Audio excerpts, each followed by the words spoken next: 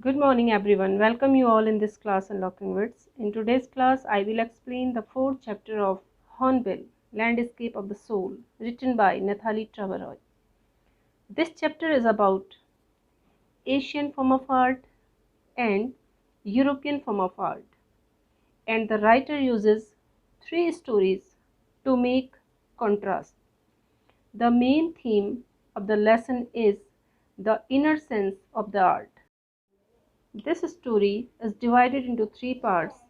First part includes three stories about painters and their paintings. Second one, the concept of sensui, and the last and third part includes an article getting inside outsider art. Now soon I would like to start with a wonderful tale from the first part. A wonderful old tale is told about the painter Woodhouse who lived in the 8th century. The first story starts with the painter Woodhouse, जो 8th century में रहते थे। उनके बारे में एक wonderful tell कही जाती है और इस वंडरफुल टेल में हमको लैंडस्केप ऑफ द सोल नाम का जो टॉपिक है उसका मीनिंग भी कहीं ना कहीं मिलता है। Landscape of the soul means आत्मा की दृश्यावली। तो एक क्वेश्चन है कि आत्मा की दृश्यावली क्या हो सकती है? क्या कोई लैंडस्केप आत्मा का हो सकता है? तो देखते हैं कि इस कहानी में क्या कहा गया है। His last painting was a landscape. His last painting means Woodhouse की जो लास्ट पेंटिंग थी वो एक लैंडस्केप थी। उन्होंने एक लैंडस्केप बनाया था, commissioned by the Tang emperor Xuanzong, जिसका काम उनको दिया था। Commission means assigned, assigned by whom? Assigned by the emperor, Tang emperor Xuanzong. वुडहाउस को टैंग एम्परर जुआनजुक ने एक लैंडस्केप बनाने का काम सौंपा था। To decorate a palace wall, because emperor wanted to decorate his palace wall, क्योंकि इस पेंटिंग से एम्परर अपने महल की दीवार को सजाना चाहते थे। The master had hidden his work behind a screen, कलाकार ने, वुडहाउस ने पेंटिंग बनाई और उसको एक पर्दे के पीछे छिपा दिया। So only the emperor would see it, ताकि जब भी देखे राजा ही उसको देखे। फॉर अ लॉन्ग वाइल, राजा ने जब उसको देखा तो फॉर अ लॉन्ग वाइल, काफ़ी लंबे समय तक, the emperor admired the wonderful scene. Emperor इसके वंडरफुल सीन की तारीफ करता रहा। एडमायर्ड डिस्कवरिंग फॉरेस्ट, और उसमें फॉरेस्ट ढूंढकर फॉरेस्ट की तारीफ करता रहा। हाई माउंटेन्स की तारीफ करता रहा, इसके वाटरफॉल्स की तारीफ करता रहा। Clouds floating in an immense sky, और अनंत आसमान में, इमेंस स्काई में तैरते हुए बादलों की तारीफ करता रहा। मैन ऑन हिली पाथ्स, वुडहाउस नाम के पेंटर ने हिली पाथ्स बनाए थे, पथरीले मार्ग बनाए थे, पहाड़ी रास्ते बनाए थे। उन पहाड़ी रास्तों में चलते हुए लोगों को दिखाया था, उसकी भी राजा ने बहुत तारीफ करी। बर्ड्स इन फ्लाइट, और उसमें बर्ड्स इन फ्लाइट, झुंड में, समूह में उड़ती हुई चिड़ियों को देखा, उनकी तारीफ करी। बहुत सारी चीज़ों से द एम्परर कैप्टिवेटेड, बहुत ज़्यादा वो मंत्रमुग्ध हो गया। उन सारी चीज़ों को देखकर बहुत आश्चर्य में डूब गया और उसकी तारीफ करने लगा। और वो तारीफ कर रहा था, हर चीज़ को निहार रहा था, तारीफ कर रहा था। इतने में ही वुडहाउस बीच में बोल पड़ा, लुक सायर, देखिए श्रीमान। Look sire means look sir, देखिए श्रीमान। सेड द पेंटर, वुडहाउस ने बोला।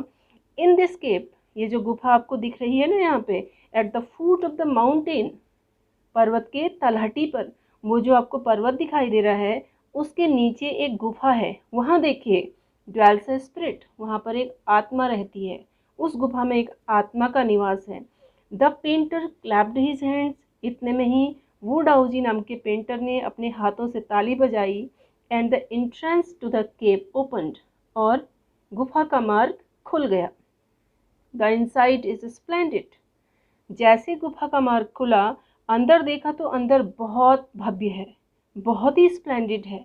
Beyond anything words can convey, इतना भव्य है कि उसको शब्दों में कह पाना असंभव है। Please let me show your majesty the way, महाराज कृपया मुझे मार्ग दिखाने दीजिए, मुझे आगे जाने दीजिए, मैं आपको मार्ग दिखाऊंगा। ऐसा कहकर पेंटर गुफा के अंदर जाता है। The painter enter the cave. जैसे ही पेंटर ने गुफा में प्रवेश किया, but the entrance closed behind him. उसके पीछे गुफा का मार्ग बिल्कुल बंद हो गया। जिस गेट से वुडाओ जी गुफा के अंदर गए थे, उनके अंदर जाते ही वो केव का दरवाज़ा बंद हो गया। And before the astonished emperor could move और अटर अ वर्ड, और इससे पहले चकित राजा वहाँ से हिल भी सकता या एक शब्द भी अपने मुंह से निकाल पाता, the painting had vanished from the wall. दीवार से पेंटिंग ही गायब हो गई। Not a trace of Wu Daozi's brush was left. दीवार पर वुडाओजी नाम के कलाकार के ब्रश का निशान भी नहीं रहा। And the artist was never seen again in this world. और इस संसार में वुडाओजी नाम के इस कलाकार को, इस पेंटर को उसके बाद कभी नहीं देखा गया। तो यह थी इसकी पहली कहानी। Such stories played an important part in China's classical education. इस तरीके की कहानियाँ, जिस प्रकार से अभी वुडाओ जी की हमने कहानी सुनी, इस तरीके की बहुत सारी कहानियाँ ऐसी हैं जिन्होंने चाइना के क्लासिकल एजुकेशन में बहुत इम्पोर्टेंट पार्ट निभाया है, बहुत महत्वपूर्ण भूमिका अदा कर रखी है। वैसे तो हर देश में अपनी कुछ स्टोरीज होती हैं, कुछ माइथोलॉजिकल स्टोरीज होती हैं जो वहाँ पे उसकी क्लासिकल एजुकेशन में बच्चों को मदद करती है, लेकिन चाइना की जो कहानियाँ थी, इस तरीके की कहानियों ने चाइना के क्लासिकल एजुकेशन में, वहाँ के शास्त्रीय शिक्षा में बहुत महत्वपूर्ण भूमिका अदा की। The books of Confucius and Zhuangzi's are full of them. Confucius और जुआंगी नाम के जो राइटर हैं, जो इनकी किताबें इन कहानियों से भरी पड़ी हैं। ऐसी ही कहानियाँ हैं इनकी किताबों में। They helped the master to guide his disciple in the right direction. इस तरीके की किताबें जो ऐसे कहानियों से भरी होती हैं, ऐसी किताबें, ऐसी कहानियाँ हेल्प करती हैं master to guide his disciple. गुरु को, अपने शिष्य को गाइड करने में मदद करती हैं ताकि उसका जो शिष्य है इन द राइट डायरेक्शन, वो सही मार्ग में जाए। मीन्स इस तरीके की कहानियाँ एक गुरु को अपने शिष्य के लिए सही मार्ग चुनने में मदद करती है। बियॉन्ड द एनेक्डोट, अगर हम दंत कथाओं से परे जाएं, अगर हम मात्र कहानियों से परे सोचें, they are deeply revealing of the spirit in which art was considered. तो ये कहानियाँ जो हैं, ये बड़ी गहराई से रिवील करती हैं, बड़ी गहराई से प्रकट करती हैं ऑफ द स्पिरिट, उस भावना को प्रकट करती हैं इन विच आर्ट वॉज कंसिडर्ड, जिस भावना में कला के बारे में सोचा जाता है।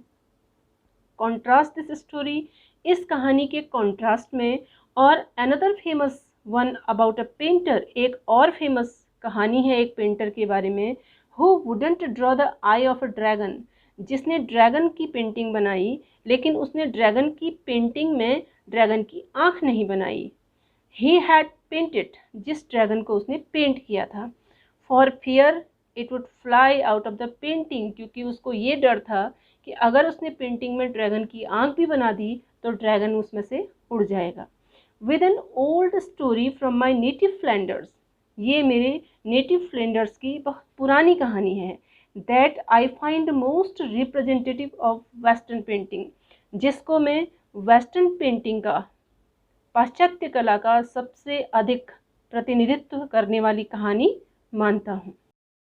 इन 15th century Antwerp, a master blacksmith called Quinten Massys fell in love with a painter's daughter। एक तीसरी कहानी है। 15th century में एंटवर्प नाम की जगह में एक मास्टर ब्लैकस्मिथ रहा करता था, एक कुशल लोहार रहता था, कॉल्ड क्विंटन मिस्सी, जिसका नाम क्विंटन मिस्सी था। Fail in love with a painters daughter, उसको किसी पेंटर की बेटी से प्रेम हो गया था। The father would not accept a son in law in such a profession, लेकिन जो उनके फादर इन लॉ थे वो अपनी दामाद को इस प्रकार के प्रोफेशन में, ब्लैक स्मिथ के प्रोफेशन में स्वीकार नहीं कर पाते। So Quinten sneaked into the painter's studio, इसलिए एक दिन चुपचाप क्विंटन मिस्सी पेंटर के स्टूडियो में चुपचाप घुस गए, चुपचाप चले गए। And painted a fly on his latest panel, और पेंटर के लेटेस्ट पैनल में, वहाँ पर एक लेटेस्ट पैनल लगा था जिसमें पेंटिंग बनानी थी, उसमें जाके क्विंटन मिस्सी ने एक फ्लाई ड्रॉ कर दी।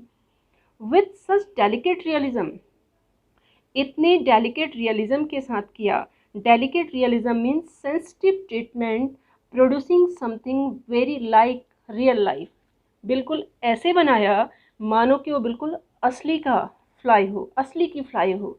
इतनी डेलिकेट रियलिज्म के साथ उन्होंने फ्लाई को ड्रॉ किया, और इतना डेलिकेट रियलिज्म के साथ किया that the master try to sweat it away, कि जो मास्टर था, जो पेंटर था, जब आया तो वो पैनल से उसको भगाने की कोशिश करने लगा। उसे लगा कि यहाँ पे फ्लाई बैठ गई है, और उसको वो भगाने की कोशिश करने लगा। Before he realized what had happened, इससे पहले कि उसको महसूस हो कि असली में हुआ क्या था।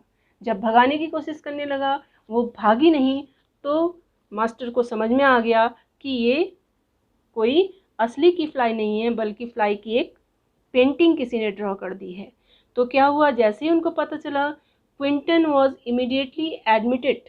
क्विंटन मित्सी नाम के इस ब्लैक स्मिथ को तुरंत एडमिट कर दिया गया, तुरंत बुला लिया गया as an apprentice into his studio. उनके स्टूडियो में एक अप्रेंटिस, एक ट्रेनी के रूप में। He married his beloved. उसके बाद क्विंटन मैसी ने अपनी प्रेमिका से विवाह भी किया, and went on to become one of the most famous painter of his age. और अपने एज के सबसे अधिक फेमस पेंटर बन गए। These two stories illustrate what each form of art is trying to achieve.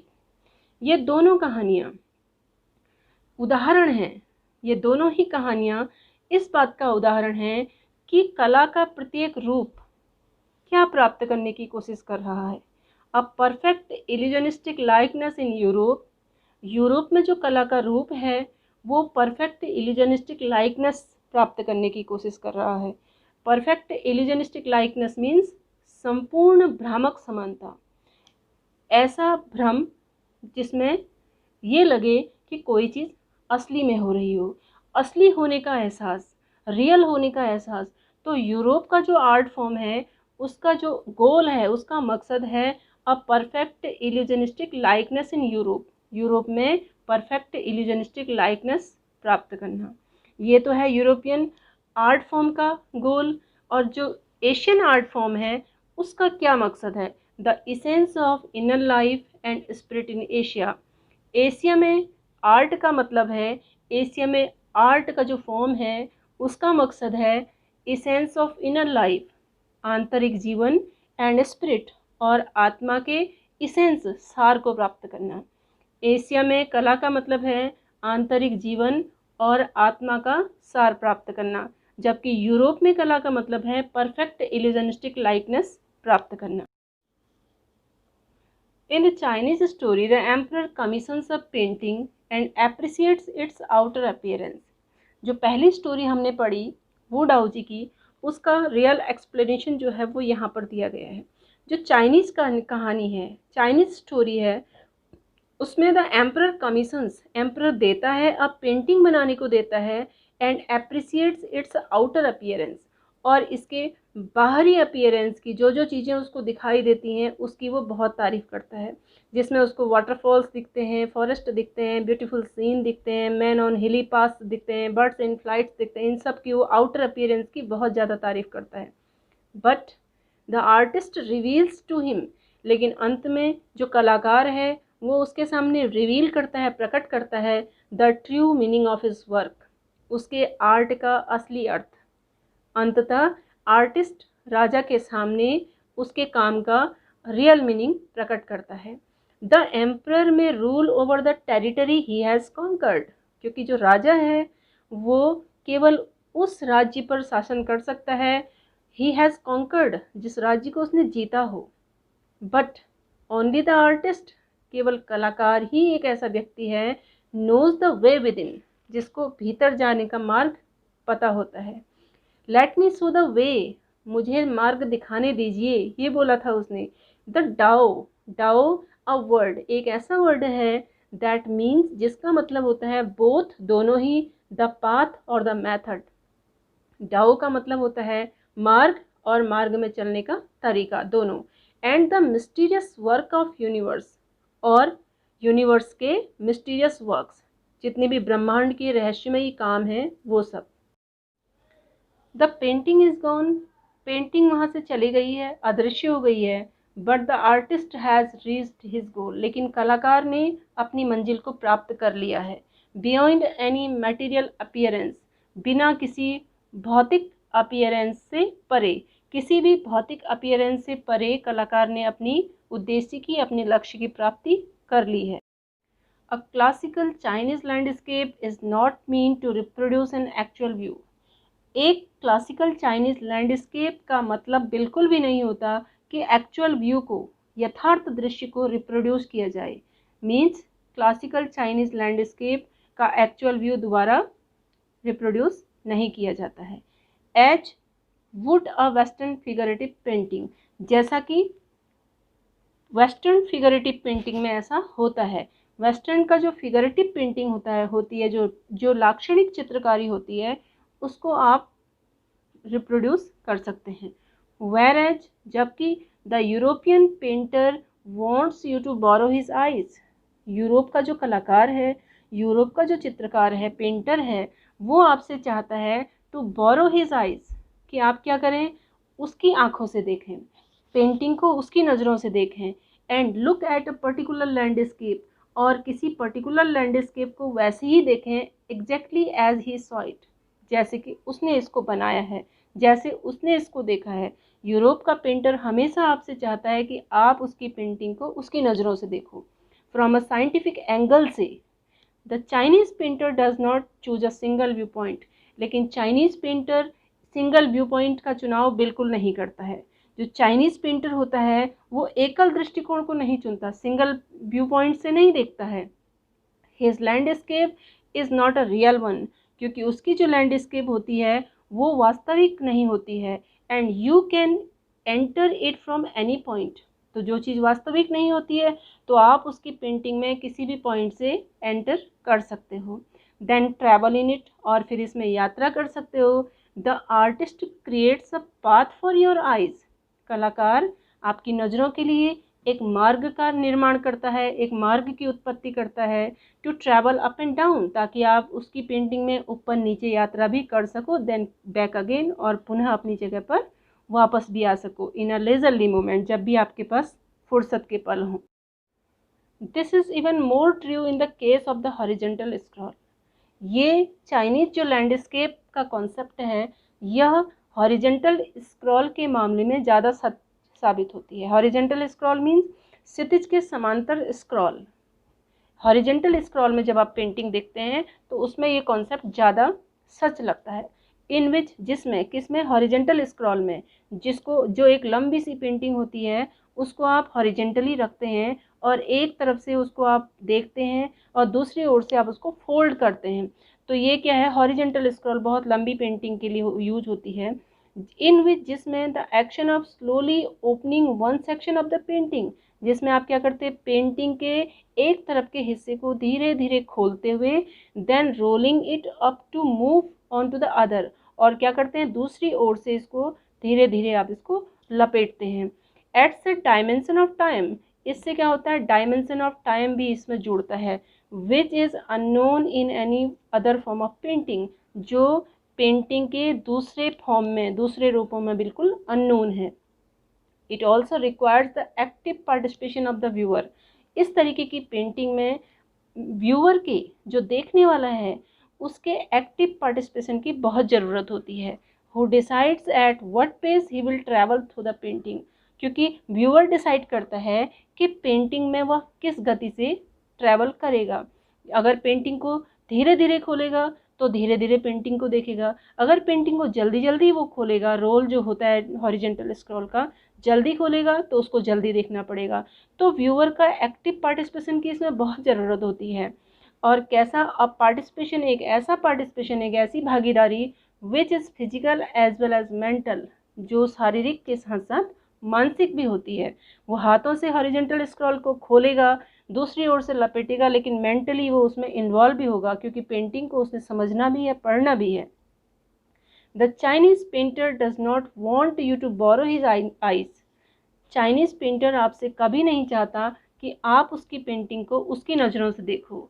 He wants you to enter his mind, बल्कि वो ये चाहता है कि आप उसकी पेंटिंग को उसके माइंड से देखो, उसने अपने जो विचारों से जो उसने अपनी स्पिरिट लगाई है उस स्पिरिट को आप समझो।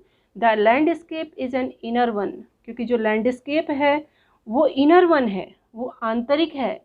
स्पिरिचुअल एंड कॉन्सेप्चुअल स्पेस, वह एक स्पिरिचुअल है, एक आध्यात्मिक है, और कॉन्सेप्चुअल स्पेस उसका एक वैचारिक स्थान भी होता है। So my dear students, with the help of these three stories, I hope you are able to understand the real meaning of landscape of the soul. In the next lecture, I will explain the concept of sensory. Till then, take care. Have a good day.